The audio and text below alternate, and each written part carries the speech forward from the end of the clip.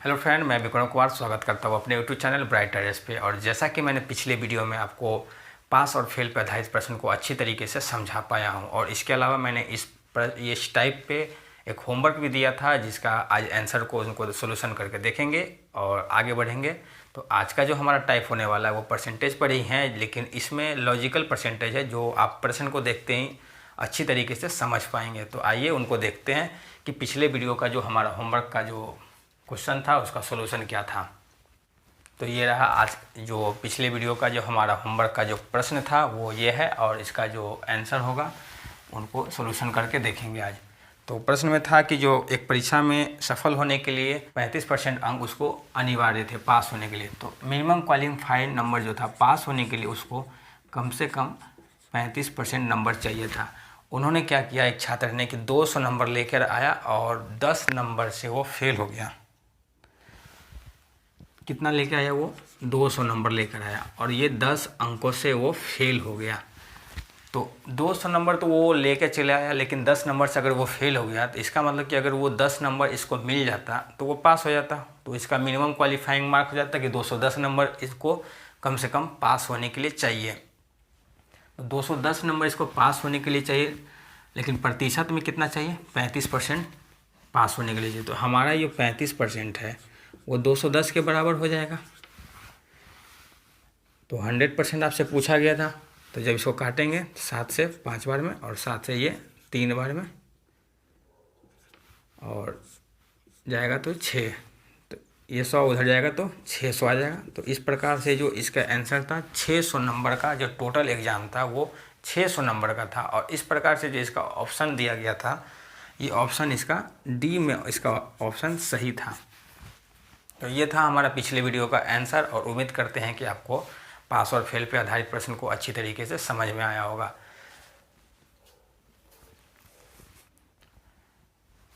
तो शुरू करते हैं। आज का हमारा जो टाइप है लॉजिकल जो परसेंटेज है, इस लॉजिक पर आधारित है। इसमें कोई कंसेप्ट नहीं है, बस आपको लॉजिक से इसमें समझनी है, और प्रश्न को देखते ही आप अच्छी तरीके से समझ पाएंगे कि मैं कहना क्या चाहता हूँ।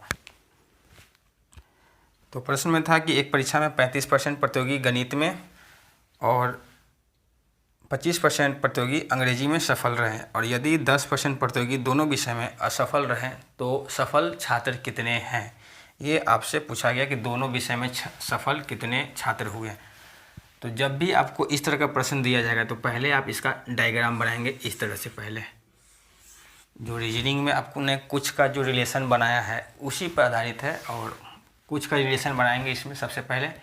और इसमें बोला गया है कि एक मैथ का विषय था और एक इंग्लिश का विषय था। बस जैसे बोला जाएगा वैसे आपको लिख लेनी है। फिर इसमें बोला गया कि एक परीक्षा में 35% प्रतियोगी गणित में और 25% अंग्रेजी में असफल रहे। तो 35% तो इसमें असफल रहे और 25% इसमें असफल रहे, और दोनों में 10% असफल रहे। बस ये बन गया आपका प्रश्न का डायग्राम। यहाँ भी असफल है, फेल है, ये भी फेल है और ये भी फेल है। ठीक है, आपसे पूछा गया था कि जो सफल जो दोनों विषय में कितने ऐसे छात्र हैं जो सफल हुए हैं। तो आपको दिख रहा होगा कि सिंगल अगर बात करें तो 35% छात्र मैथ में और 25% छात्र इंग्लिश में फेल हुए हैं। लेकिन यहाँ पर जो देख रहे हैं आप 10% फेल, वो दोनों विषय में फेल हुए हैं। लेकिन अगर हम इसको जोड़ें 35% और 25%, ये 25% और ये 35%, अगर जब जोड़ेंगे तो 10 50% छात्र जो हैं वो फेल हो रहे हैं दोनों में। लेकिन यहाँ पर क्या बोला जा रहा है कि 10% ही छात्र हैं जो फेल हो रहे हैं। तो इसका मतलब इसमें से जब 10% इसका घटाएंगे तो क्या आएगा? 40% आएगा। और ये 40% क्या आ गया? ये 40% हमारा फेल आ गया। तो ये फेल, अगर ये 40% फेल है तो कितने परसेंट पास होंगे? तो 60% छात्र ऐसे हैं जो पास होंगे। और इस प्रकार से जो आंसर हो जाएगा इसका ऑप्शन डी हो जाएगा। एक बार इसको फिर से समझेंगे कि यहाँ पर जो 35% फेल दिया गया था, 25% यहाँ फेल था और दोनों विषय में 10% फेल थे। तो तो जब दोनों विषय में अगर 10% फेल है तो यहाँ पे 50% कैसे हो सकता है कि 25% इंग्लिश में और 35% मैथ में अगर फेल है तो दोनों मिलाएंगे तो 50% आएगा। लेकिन जब प्रश्न में यहाँ पर दिख रहा है कि 10% फेल है तो कैसे हो सकता है, तो इसका मतलब अगर 10% निकालेंगे उसमें से तो ये 40%। तो ये 40% क्या है, फेल का प्रतिशत आया कि फेल कितने हैं 40%। ये मुझे कैसे पता चला कि 40% है, क्योंकि यहाँ सब फेल है फेल है फेल है, तो यहाँ भी फेल ही आएगा निकल कर। तो 40% अगर फेल है तो 60% तो पास है। तो 60% अगर पास है तो ऑप्शन डी इसका सही आंसर हो जाएगा।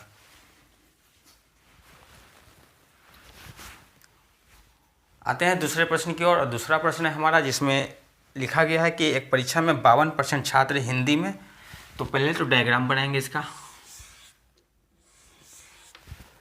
और कौन कौन सा विषय है, एक हिंदी है एच से और इंग्लिश ई से। इंग्लिश है, 2 सब्जेक्ट हैं।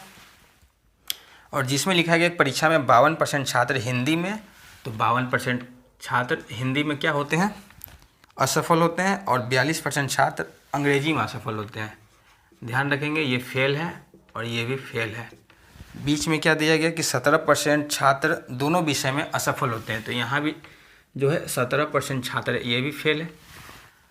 तो 17% जो छात्र है दोनों विषय में फेल हुए हैं। लेकिन यहाँ पर अगर जोड़ेंगे दोनों को तो 52 और 42 को जब जोड़ेंगे, क्योंकि ये सिंगल विषय का परसेंटेज अगर देखेंगे तो ये 4 और 9 94% आ रहा है। 94% आपको दिख रहा होगा कि 52% यहाँ फेल है, 42% यहाँ फेल है। तो दोनों को जोड़ेंगे तो 94% फेल होगा। लेकिन यहाँ पर तो बोला गया कि 17% फेल है दोनों में। तो यहाँ से जब 17% अगर माइनस करेंगे तो ये आ जाएगा 7 और ये आ जाएगा 7।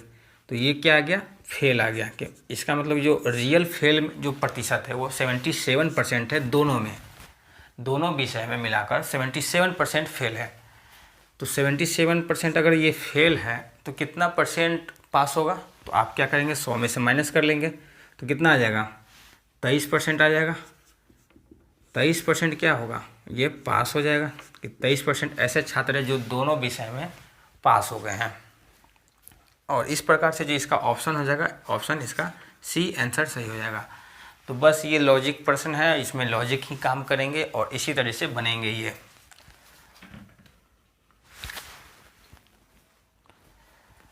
तो आते हैं आज के तीसरे प्रश्न पर। और तीसरा प्रश्न है हमारा जिसमें लिखा गया छात्रों के एक समूह में 70% छात्र अंग्रेजी बोलते हैं और 65% छात्र हिंदी भाषा बोलते हैं और 27% छात्र ऐसे हैं जो कोई भी भाषा नहीं बोलते हैं। तो जब भी इस तरह का प्रश्न आएगा तो सबसे पहले आपको ये डायग्राम आपको बनानी है। और कौन सा भाषा है, ये इंग्लिश वाले हैं और ये हिंदी वाले हैं। तो इसमें दिया गया है कि इंग्लिश बोलने वाले जो छात्र हैं वो 70% है। 70% छात्र ऐसे हैं जो इंग्लिश भाषा बोलते हैं और 65% छात्र जो ऐसे हैं जो हिंदी बोलते हैं, ये बोलने वाले हैं, ये सब बोलने वाले हैं। और जो प्रश्न में दिया गया कि 27% छात्र ऐसे हैं जो कोई भी भाषा नहीं बोलते हैं। तो 27% अगर छात्र कोई भी भाषा नहीं बोलते हैं तो हम यहाँ पर क्या लिखेंगे, 27% तो लिख नहीं सकते क्योंकि ये नहीं वाला है कि 27% छात्र ऐसे हैं जो नहीं बोलते हैं। लेकिन यहाँ पर क्या चाहिए, बोलने वाला, तो यहाँ भी बोलने वाला चाहिए। तो 27% तो नहीं है बोलने वाला, तो कितना परसेंट है जो बोल सकते हैं दोनों भाषा। तो 100 में से जब 27 को घटाएंगे तो मालूम चल जाएगा कि हाँ दोनों भाषा का प्रयोग कितने परसेंट छात्र कर रहे हैं। तो 73% छात्र ऐसे हैं जो दोनों भाषा का प्रयोग कर रहे हैं, दोनों भाषा बोल रहे हैं। तो ये भी बोलने वाला है, ये भी बोलने वाला और ये भी बोलने वाला है। ध्यान रखेंगे कि यहाँ पे तीनों एक ही जैसा होना चाहिए। तो 70% यहाँ बोलने वाला है और 65% यहाँ बोलने वाला है। जब जोड़ेंगे दोनों को तो क्या आएगा, 5 13 135% छात्र ऐसे हैं जो दोनों भाषा बोलते हैं। लेकिन यहाँ पे 73% बोला गया कि 73% ही दोनों भाषा का बोला जाता है। तो 73 अगर इसमें से माइनस करेंगे तो कितना आएगा, 2 और 6। इसका मतलब 62% छात्र जो एक्चुअली में रियल जो परसेंटेज है दोनों भाषा को बोलने वाला, वो 62% छात्र ऐसे हैं जो दोनों भाषा बोलते हैं। तो कितने छात्र ऐसे हैं जो दोनों भाषा बोलते हैं? तो बस जो पूछा गया वही है आंसर इसका। 62% छात्र हैं जो दोनों भाषा प्रयोग करते हैं। अब इसमें से 100 माइनस करेंगे तो निकल जाएगा कि हाँ, जो भी आएगा वो नहीं बोलने वाला होगा, कि दोनों में से कोई भाषा नहीं बोलते हैं।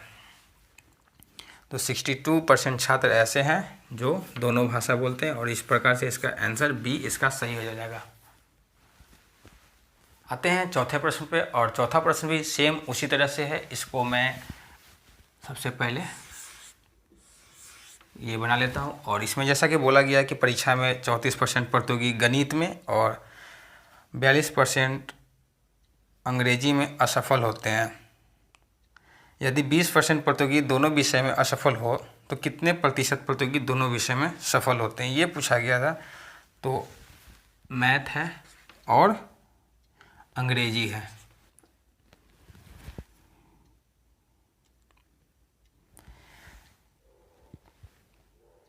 (34% गणित में और 42% अंग्रेजी में असफल हुए हैं, और 20% प्रतियोगी दोनों विषय में असफल हुए हैं। यहाँ 20% है, यहाँ भी फेल है, ये भी फेल है और ये भी फेल है, तीनों एक जैसे हैं। तो क्या पूछ रहा है इसमें कि कितने प्रतिशत प्रतियोगी दोनों विषय में सफल होते हैं? तो 34% छात्र मैथ में और 42% छात्र अंग्रेजी में फेल होते हैं। तो इनको जब जोड़ेंगे तो ये 6 और 7 76% आ रहा है। लेकिन अब 76% में से जब इस 20 को माइनस करेंगे तो 6 और 5, ये क्या आ गया? ये जो परसेंटेज आया 56%, ये क्या आया? फेल का आया। फेल प्रतिशत है जो दोनों विषय में जो फेल हुए हैं। 56% छात्र ऐसे हैं जो दोनों विषय में फेल हुए हैं। तो इसका मतलब 44% छात्र जो है वो दोनों विषय में पास हुए होंगे, क्योंकि 56% अगर फेल है तो 44% पास होंगे। और इस प्रकार से जो इसका आंसर ऑप्शन इसका सी इसका सही आंसर हो जाएगा। तो आ रहा है लॉजिकल समझ में इसके कि लॉजिकल पर कैसे प्रश्न बनते हैं। और जब भी इस तरह से प्रश्न दिया जाएगा कि एक विषय में फेल, दूसरे विषय में फेल और दोनों विषय में इतने फेल होते हैं, तो बस इस प्रकार से आपको लॉजिक पर बनानी है।